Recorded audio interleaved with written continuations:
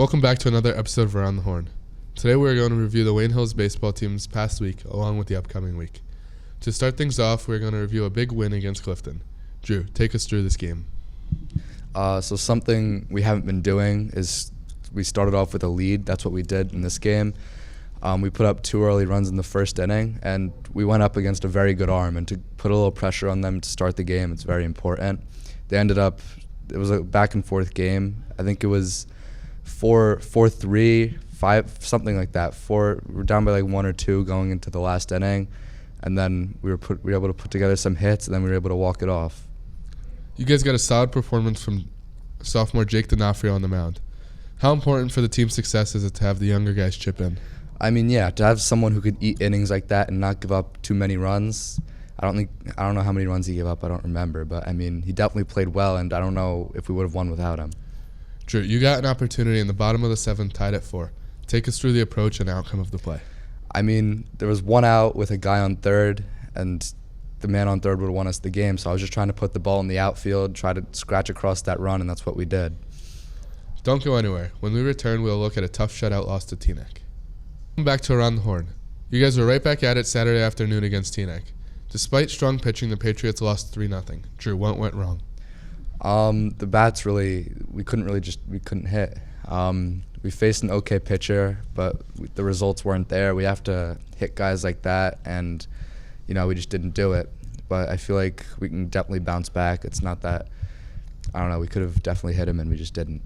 The offense going silent seems to be a common theme this season, scoring less than 3 runs in 5 of 7 games. Do you think that's a problem going forward? I mean, yeah. Our old problem was the defense. We were giving up a lot of errors, but I feel like we cleaned that up. Last couple of games, we haven't really given up too many errors. But now the bats have to start waking up, and we got to scratch across more runs for our pitching and defense. And once we do that, I think we'll start winning a lot more games. Were there any positive takeaways from the Teaneck game? It was Lucas Ritchie's starting debut for varsity, and I think he pitched lights out. Only gave up 3 runs. And, I mean, the offense couldn't help him, but he definitely kept us in that game. When we return, we'll look at Monday's big win against Clifton. Welcome back to Around the Horn. Drew, Monday you guys defeated West Milford 8-4. How big of a win was it for you guys? Yeah, we were coming off of a tough loss, and we knew we were playing a winnable game. To put up 8 runs, that's very good for us, and it was definitely a huge win. How big of a weight lifted off the defensive shoulder is it that the offense was able to produce a little bit? I mean, it was a back-and-forth game. It was 4-4 heading into the last inning, but, the offense was able to show up there. The defense was able to play very well.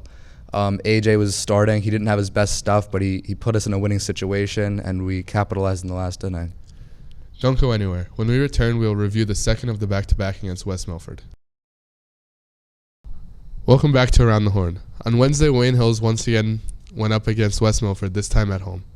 Wayne Hills won 4-3 in a thriller. Drew, can you take us through this game?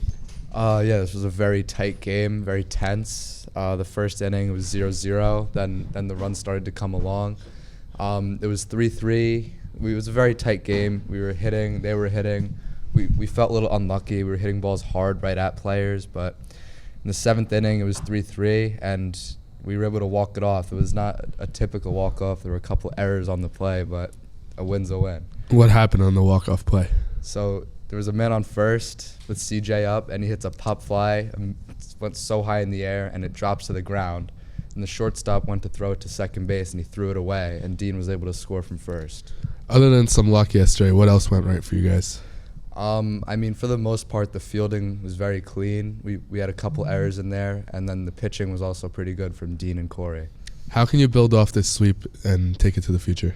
I mean, yeah, we feel very good about ourselves right now. We have our first winning streak of the year, and we're over 500. We're going to have a tough game on Friday against Bergen, but we'll see how we do there, and we're very confident right now.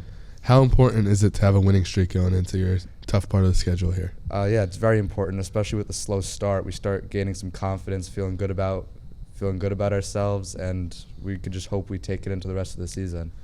Don't go anywhere. When we come back, we'll look at Friday's game against Bergen Catholic. Welcome back to Around the Horn. In this final segment, we will preview Friday's game against Bergen Catholic.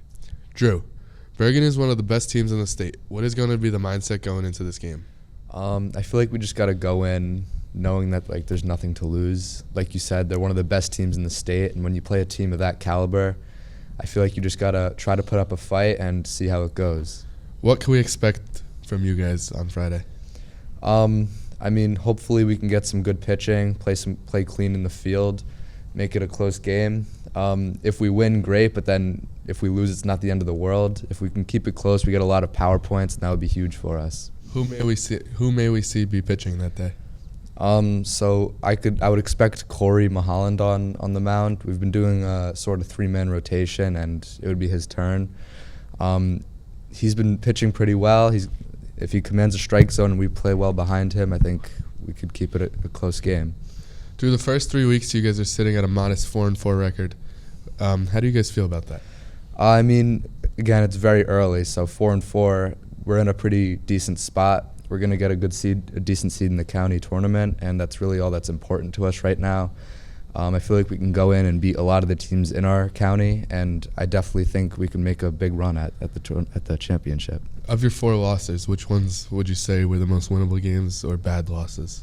The one that stands out to me is that Teaneck loss because we couldn't hit, but the defense played well, so I definitely think we could flip the script on that. Once we just start hitting the ball more and putting up more runs, I think that's a loss that we can change in the future.